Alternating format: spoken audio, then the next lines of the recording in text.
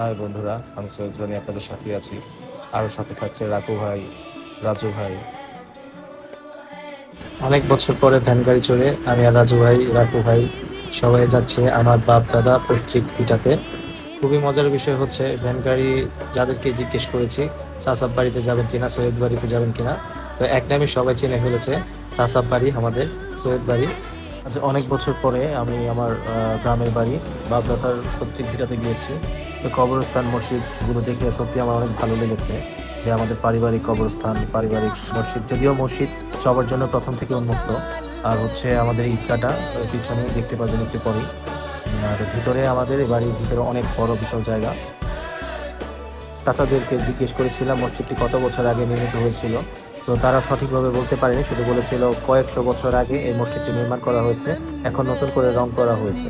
তো এই জন্য মসজিদটি খুবই চমৎকারভাবে ফুটে উঠেছে।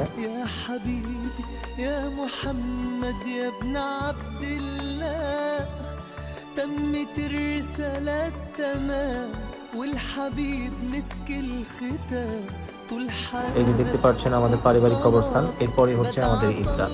তো মসজিদের ভিতরের কারুকাজগুলো আসলেই অনেক সুন্দর, গম্বুজগুলো অনেক সুন্দরভাবে ফুটিয়ে তুলেছে।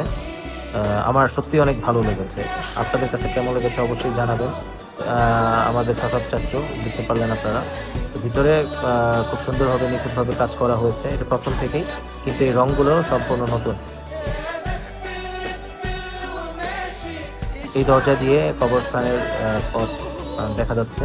ওই যে পেছনে হচ্ছে আমাদের ঈদগাহ, পারিবারিক ঈদগাহ, এলাকা সবার জন্য উন্মুক্ত করে দেওয়া প্রথম থেকেই। তো মসজিদের যে কাজগুলো দেখতে পাচ্ছেন আবারও। এখন আমরা হেঁটে হেঁটে যাবো মসজিদের এই পারে, আবার হচ্ছে একটি নদী, যদিও নদীর নামটি আমি সঠিকভাবে বলতে পারছি না, খুব সুন্দর রাস্তার পাশে নদী। যাই হোক, সবাই আমাদের জন্য দোয়া করবেন, আমাদের চাচারা যারা বেঁচে আছে তাদের জন্য দোয়া করবেন। আমরা এখানে কিছুক্ষণের জন্য গিয়েছিলাম।